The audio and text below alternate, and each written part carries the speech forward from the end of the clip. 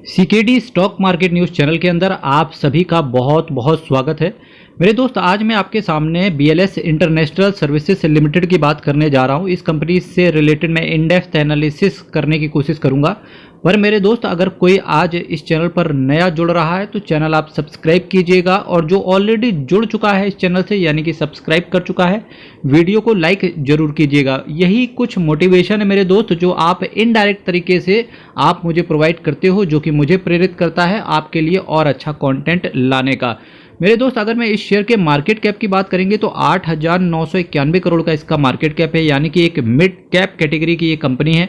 Current price की बात करेंगे 219 रुपए का करंट प्राइस है। मेरे दोस्त, अगर कोई बंदा इस कंपनी को ऑलरेडी लिए हुए है तो डेफिनेटली वो उसने कंपनी ये ली होगी बोनस से पहले, और बोनस के बाद ये कंपनी 160-167 के आसपास गई बोनस होने के बाद। उसके बाद कंपनी करीब 190 से लगा के 160, करीब 3 से 6 महीने पहले से ये लगातार झूम रही है एक ही सीरीज में 30-40 पॉइंट के अंदर। फाइनली अब ये जैसे ही कंपनी 200 के पार निकली तो देखिए रेट इसका 219 है और हाई 226 का भी ये लगा के वापस से आ चुकी है। मेरे दोस्त, इसी के साथ साथ हाई की बात करेंगे 226 का लगाया, लो की बात करेंगे 104 का लगाया। अब कहेंगे भाई साहब ये बताओ कि एक साल में डबल ही तो ही कंपनी, क्या एक्स्ट्रा हो गया इस कंपनी के अंदर? तो मेरे दोस्त, आपको ये पता होना चाहिए यहाँ से कि जो ये कंपनी का क्वालिटी ये है कि ये कंपनी डिविडेंड साथ ही साथ बोनस देने में माहिर है। डिविडेंड तो कंपनी देती ही है, साथ ही साथ कंपनी बोनस देने में भी कंपनी को महारत हासिल है।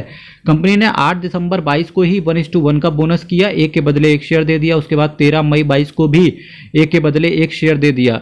26 अप्रैल 17 को भी कंपनी ने क्या किया, स्प्लिट कर दिया। जिसके पास एक शेयर थे उसको 10-10 शेयर देके कंपनी को स्प्लिट कर दिया।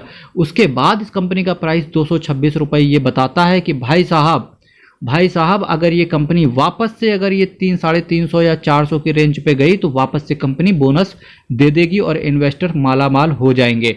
मेरे दोस्त, बुक वैल्यू की बात करेंगे 19.50 का इसका बुक वैल्यू चल रहा है।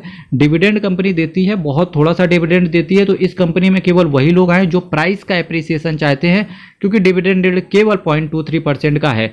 Return on capital employed, return on equity की बात करेंगे तो 25% से ऊपर इन्होंने मेंटेन करके रखा हुआ है। यही रीजन है कि कंपनी का शेयर वापस से ऊपर चलते हुए देखने को मिल रहा है, और नो डाउट हो सकता है आने वाले समय में ये कंपनी बोनस भी कर दे। फेस वैल्यू की बात करेंगे तो 1 रुपए का कंपनी का फेस वैल्यू है। As I already told you कि कंपनी ने 26 अप्रैल 2017 को 10:1 का स्प्लिट कर चुकी है। बीएलएस इंटरनेशनल सर्विसेज लिमिटेड की अगर मैं बात करूं मेरे दोस्त, तो ये एक बीएलएस ग्रुप का पार्ट है, और आपको पता होगा ये एक वीजा एप्लीकेशन आउटसोर्सिंग की कंपनी है with its presence in visa, passport, counsellor, साथ ही साथ इसके साथ साथ सिटीजन सर्विसेज विद 62 कंट्रीज में इसका प्रेजेंस है। साथ ही साथ 36 गवर्नमेंट क्लाइंट्स हैं इनके, and provide services through 2325 offices world wide. 2325 पूरी दुनिया में इनके ऑफिसेस खुले हुए हैं। 62 कंट्री में ये अपना प्रेजेंस रखते हैं। साथ ही साथ 36 इनके गवर्नमेंट क्लाइंट्स भी हैं, क्योंकि उन्हीं के थ्रू वीज़ा एप्लीकेशन की प्रोसेसिंग वगैरह होती होगी। मेरे दोस्त, देख सकते हो कि इस कैटेगरी में भी अगर किसी को ये कैटेगरी पसंद है कि आने वाले समय में आपको पता होगा कि रोड ट्रांसपोर्ट और भी ज़्यादा आगे बढ़ेगा, और जिस तरीके से हमारा इंडिया और बाहरी कंट्रीज़ के साथ जो हमारे टाई अप्स हो रहे हैं, बिजनेस से रिलेटेड टाई अप्स हो रहे हैं, तो डेफिनेटली इसका पॉजिटिव इम्पैक्ट इस कंपनी पर भी आते हुए देखने को मिलेगा। क्योंकि देखिए होता क्या है कि देखिए अगर आदमी फ्लाइट पे चढ़ेगा तो डेफिनेटली उसके पास वीज़ा तो होना ज़रूरी है, तो ऐसी कंपनीज पे बहुत ज़्यादा बर्डन आएगा वीज़ा बनाने का, जिसकी वजह से वीज़ा काफ़ी हद तक पेंडिंग भी रहेंगे। तो अल्टीमेटली इसी कंपनी का फ़ायदा होने वाला है, जो कि है बीएलएस इंटरनेशनल सर्विसेज लिमिटेड का।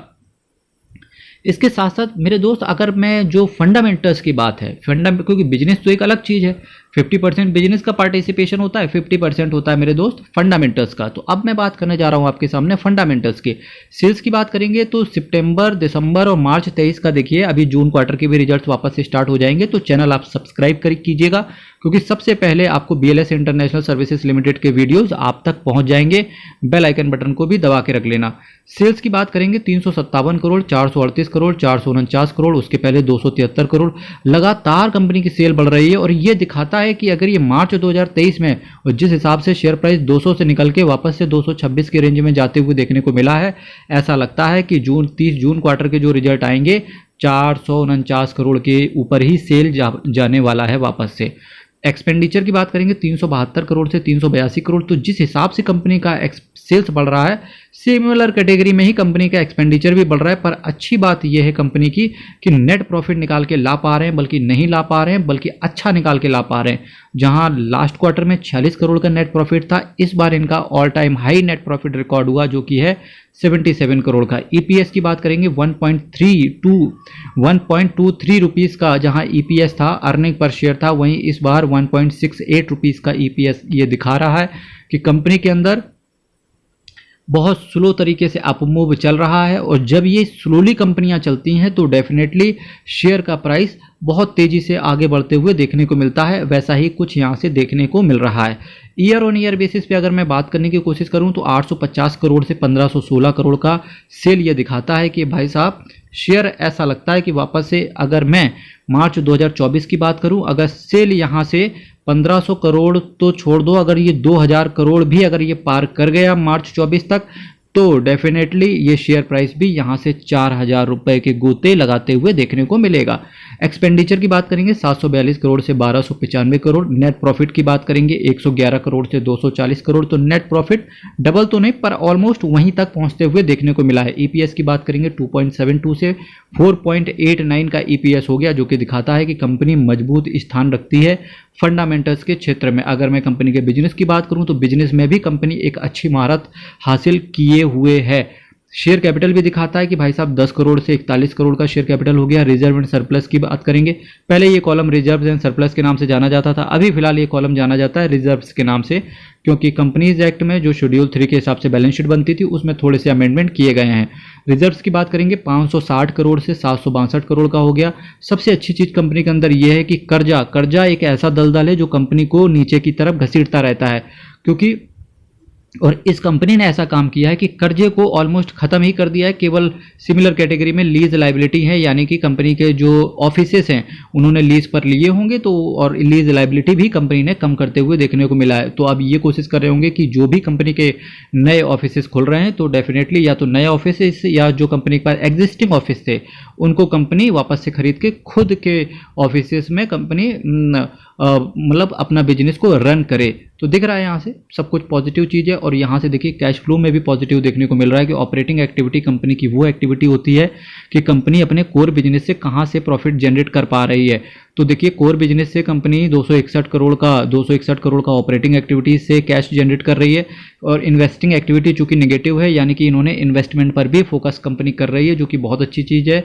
और इसके बावजूद इन्वेस्टमेंट करने के बाद भी कंपनी का नेट कैश फ्लो 30 करोड़ के आसपास दिख रहा है, जो कि दिखा रहा है कि भाई साहब आने वाले समय में कंपनी और भी अच्छा काम कर सकती है। डेटा डेज की बात करेंगे 10 दिन से डेटा डेज 8 दिन के रह गए, ये भी दिखा रहा है कि कैश का फ्लो का आगे चल के और भी अच्छा देखने को मिलेगा। सबसे अच्छी बात ये रही कंपनी के अंदर की प्रमोटर 74.41 74% के आसपास प्रमोटर होल्ड करके चल रहे हैं। ऐसा उसी के सिनेरियो में होता है मेरे दोस्त, जहां पर प्रमोटर्स को अपनी कंपनी के ऊपर भरोसा होता है।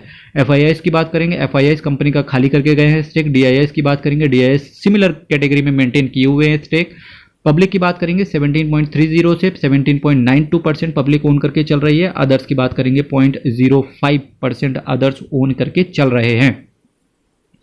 अब मेरे दोस्त देखिए 167 रुपये से लगा के 226 रुपये तक की जर्नी, अब ये शेयर खरीद कौन रहा है। अब डेफिनेटली जब ये जून क्वार्टर के रिजल्ट आएंगे मुझे ऐसा लगता है कि या तो एफआईआईज ने खरीदारी करी है वापस से, या डीआईआईज ने भी खरीदारी करी है। पब्लिक तो देखते हैं, पब्लिक तो क्योंकि जब ऑल टाइम हाई पे मार्केट चलता है तो पब्लिक डेफिनेटली डरती है। और मेरे दोस्त मैं आपसे ये कहना चाहूँगा कि ये वीडियो उन्हीं लोगों के लिए इम्पॉर्टेंट था जो लोग इसको बोनस मिलने से पहले ओन करके चल रहे हैं, यानी कि 8 दिसंबर 2022 से ओन करके चल रहे हैं।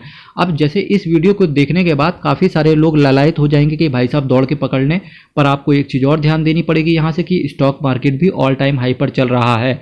अगर स्टॉक मार्केट 1% से गिरेगा तो सबसे पहले 10-5% यही कंपनियाँ खाली हो जाएंगी, क्योंकि प्रॉफिट बुकिंग यहाँ से आ जाएगी। क्योंकि इन्वेस्टर ये सोचेगा कि जहां 150% प्रॉफिट पे कोई इन्वेस्टर अगर बैठा होगा तो 20-30% में वो अपना सौदा काटने से डरेगा नहीं, क्योंकि वापस से वो कंपनी नीचे से खरीद सकता है।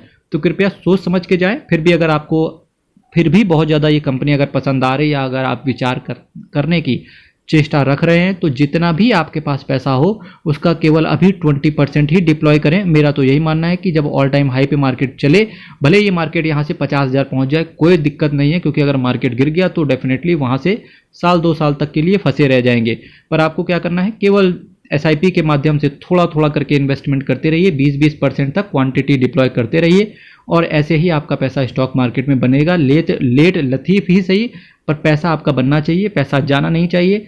और यही रीज़न है मेरे दोस्त कि सीकेडी स्टॉक मार्केट आपके लिए हर रोज़ एक नया कंटेंट लेकर के आता है। चैनल आप सब्सक्राइब कीजिएगा, वीडियो को लाइक कीजिएगा और आप सभी का हृदय की गहराइयों से CKD stock market news channel के साथ जुड़े रहने के लिए बहुत बहुत धन्यवाद। कमेंट बॉक्स मेरे दोस्त आपके लिए खुला हुआ है, तो कमेंट आप जरूर कीजिएगा, अपने विचार जरूर कमेंट कीजिए। आपके म्यूचुअल फंड से रिलेटेड कोई डाउट हो उसको आप कमेंट बॉक्स में डालिए।